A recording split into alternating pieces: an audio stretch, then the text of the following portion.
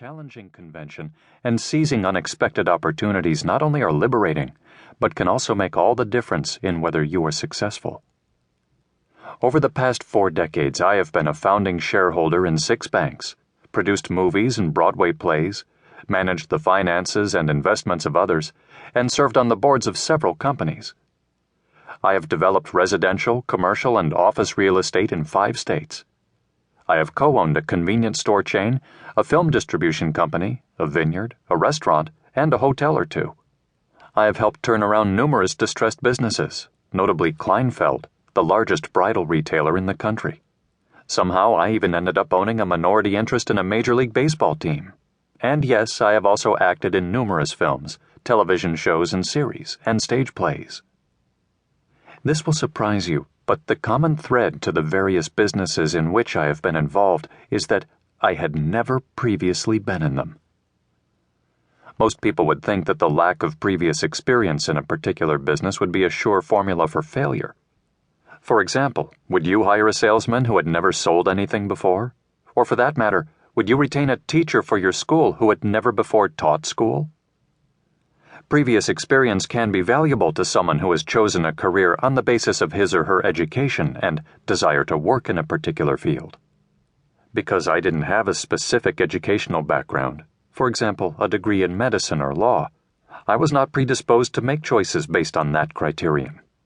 In fact, it was an advantage in that I had no rules to follow, no pre-made decisions, no books to tell me how to find success.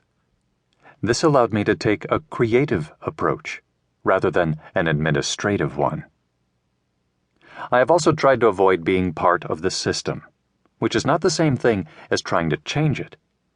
You don't have to be against the system to succeed.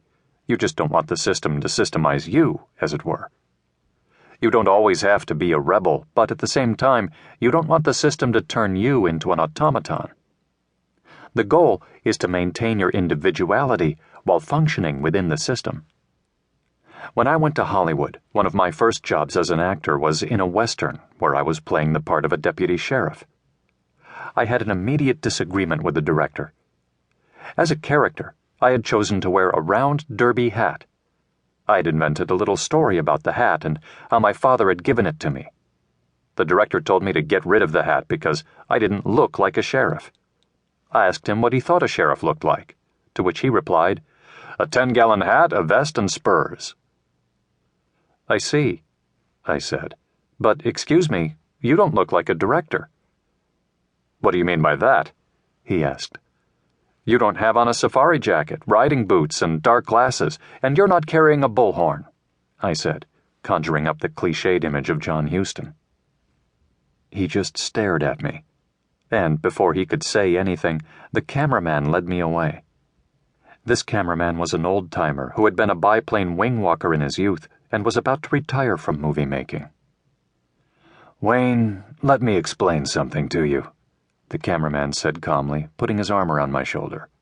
"Hollywood has been here a long time. It will be here a long time after you and I are gone. Don't try to change it." "I don't want to change it," I said. "I just don't want it to change me." Beneath this story is something fundamental to the way I think. What starts in a writer's mind as a blank piece of paper ultimately becomes a script. I was given the script, mostly dialogue and a brief description of the part I was to play. Jack Slade, early 30s, deputy sheriff. That was it. Taking this from the 2-dimensional word and making this person into a living character is what actors are supposed to do. So, I invented the story about the hat, how my father loved the hat, what it meant to him and, therefore, to me. This became something that personalized the character I was playing and gave me an attitude symbolized by the hat. It's the process of taking a one-line description of a character and turning dialogue into behavior and making subtext out of text. This may seem trite, making up some seemingly elaborate story out of a simple object, but it all had a purpose, and it is surprising how the subconscious can take a thought and make that thought a complicated, rewarding solution to a problem. For an actor,